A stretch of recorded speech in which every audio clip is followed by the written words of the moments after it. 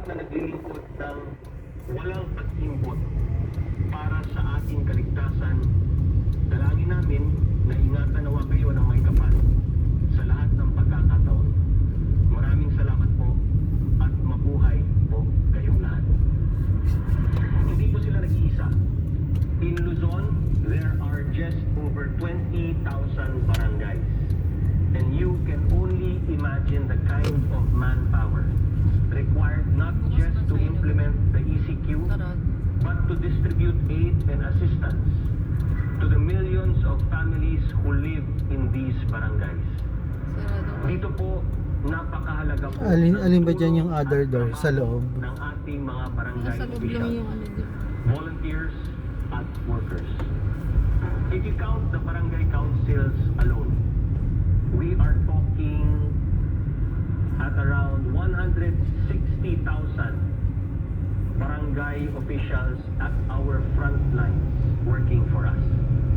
Kung isama pa natin ang mga barangay health workers at mga volunteers, it is likely yung kanilang 200,000 workers gumagana in our barangay. So yung video public health crisis in our country. sino kayang ipopromota nitong commercial nila wala naman taong dumadaan.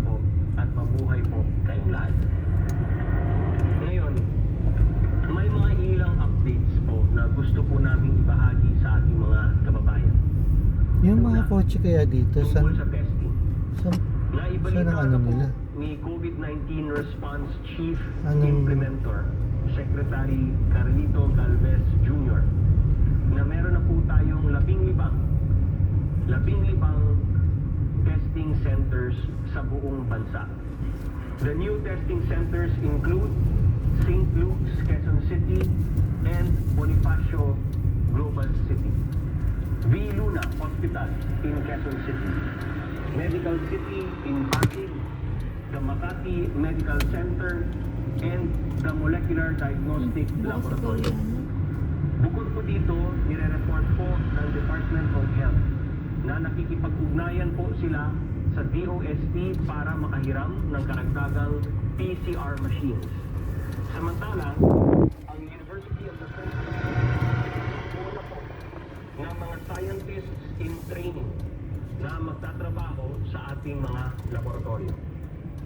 Aside from the 15 testing centers that are now operational, there are an additional 28 institutions undergoing the DOH laboratory certification process, while 37 more have expressed their intention to be certified as testing centers.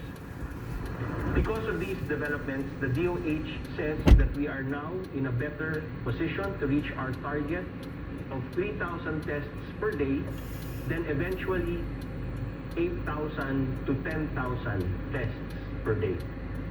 As of yesterday, a total of 33,814 individuals have been tested for COVID-19. As the government ramps up testing and more cases are identified, the next concern is ensuring